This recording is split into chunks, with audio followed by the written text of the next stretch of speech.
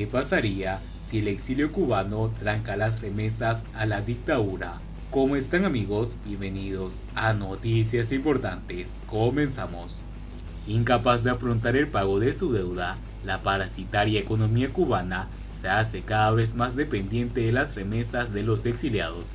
El pasado 10 de junio, la dictadura cubana dio otro golpe a los cubanos de dentro y fuera de la isla, al anunciar que a partir del próximo día 21 no se podrán ingresar en dólares americanos en efectivo en las cuentas en dólares asociadas a las tarjetas en moneda libremente convertibles, MLC. Dichas tarjetas son utilizadas por los cubanos para comprar productos de primera necesidad en las tiendas dolarizadas, controladas por la mafia militar que manda en el país. En esas tiendas, los productos se venden a un sobreprecio de al menos 240% según el costo al que fueron adquiridos en el exterior. Sobre su anuncio, las autoridades cubanas recibían la mala noticia de que el Club de París obliga a pagar lo acordado en 2015, cuando negociaron un nuevo arreglo de la deuda en el que se condonaron 8.500 millones de dólares. La prensa nacional ha dicho que el gobierno ha recibido un año más de gracia debido a las dificultades generadas por la pandemia, pero lo cierto es que esta vez el Club de París no creyó el cuento del embargo ni las sanciones impuestas por el Departamento de Estado y del Tesoro de Estados Unidos, y la respuesta fue corta y precisa: o pagás o caes en default. Los países acreedores del Club de París no son tontos y han visto cómo el régimen cubano ha invertido en los últimos años, de 2015 a 2020, un total de 17.614 millones de dólares, una cifra descomunal en un país que no tiene recursos para comprar medicinas ni alimentos. Las inversiones en el sector turístico cubano pasaron de 1.575 millones de dólares a 4.139 millones, lo cual representa un crecimiento del 162.75%. En ese mismo periodo, la dictadura obtuvo ingresos de 20.130 millones de dólares por conceptos de remesas en efectivos llegadas desde el exterior. Al mismo tiempo, la industria turística ha tenido un fuerte declive en el arribo de visitantes al país, acelerado y acrecentado por la pandemia. En 2015, la tasa de ocupación hotelera fue de 46,3%, luego continuó en declive y en el 2020 cayó abruptamente hasta un 14.7%. ¿Cómo es posible entonces que en 2020, en plena pandemia, la dictadura cubana haya tenido el año de mayores inversiones en turismo, 4.139 millones de dólares? ¿Cómo es posible que el país haya dedicado el 45.5% de las inversiones a una industria paralizada, mientras la población sigue fuertemente impactada por la falta de alimentos y medicamentos? ¿Por qué construir más hoteles cuando la tasa de ocupación hotelera es la más baja en los últimos 30 años? ¿Por qué no pagar la deuda a los acreedores, incluidos los del Club de París? ¿Por qué no comprar dosis necesarias para poder inmunizar a 11 millones de personas y ayudar a estabilizar la economía del país? ¿Por qué arriesgarse a perder las pocas líneas de créditos que aún le quedan? ¿Qué pasaría si Cuba cae en un default?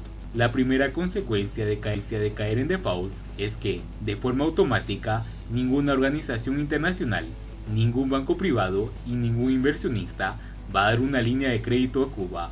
El país se convertiría automáticamente en un paria de mercados financieros internacionales, si es que ya no lo es.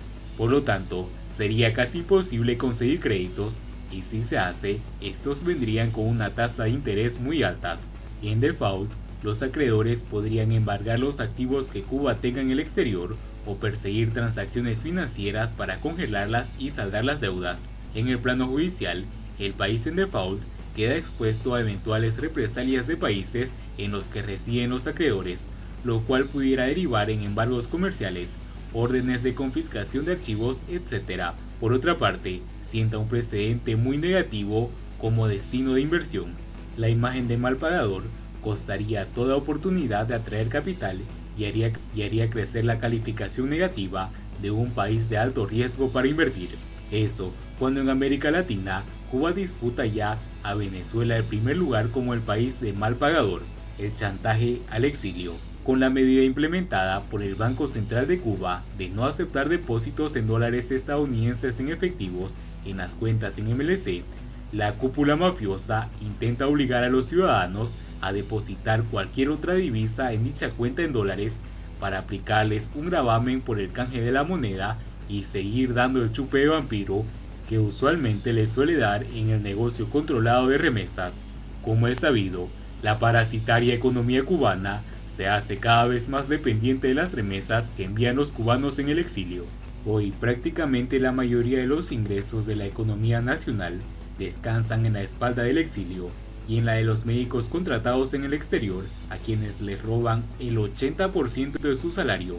La incapacidad que tiene el arcaico modelo económico cubano de poder generar capital, sumado a la mentalidad feudal y esclavista del régimen, hace que su principal activo sea el exilio. Hoy en día, el exilio cubano se ha convertido, sin quererlo, en el brazo financiero de Gaesa. Las remesas en efectivo van a parar a las cuentas bancarias de sus subsidiarias y nunca llegan a la mano de los cubanos. Esta es una de las razones por las cuales fueron sancionadas las empresas financieras militares, al no poder realizarse transacciones de remesas entre empresas norteamericanas, y estas empresas sancionadas, el gobierno cubano ha echado mano a chantajear al exilio y a la población, dándoles un ultimátum para depositar dólares en efectivo en las cuentas en MLC asociadas a las tarjetas magnéticas. A partir del día 21, no se podrán depositar más dólares en estas cuentas. Sí se podrá depositar otro tipo de divisas, quedándole entonces al exilio la opción de tener que enviar transacciones directas o enviar físicamente las divisas que no sean dólares. Con este paso, el régimen persigue tres objetivos: burlar las sanciones impuestas por el Departamento de Estado y el Departamento del Tesoro de Estados Unidos, mantener a Gaesa en el control de las remesas. 3. Mantener al exilio cubano como su principal brazo financiero. Sin duda, estas medidas han exacerbado el nivel de frustración, no solo de la población cubana, sino también del exilio. Pretender chantajear a ambos a través de este crimen financiero puede llegar a generar una reacción del exilio de trancar el envío de remesas. A fin de cuentas, dada la alta dependencia que tiene la economía cubana de las remesas, quien tiene el verdadero control de la economía nacional hoy es el propio exilio. Por lo tanto, ¿qué pasaría si el exilio tranca el negocio de las remesas cuando trampa de la cúpula militar mafiosa?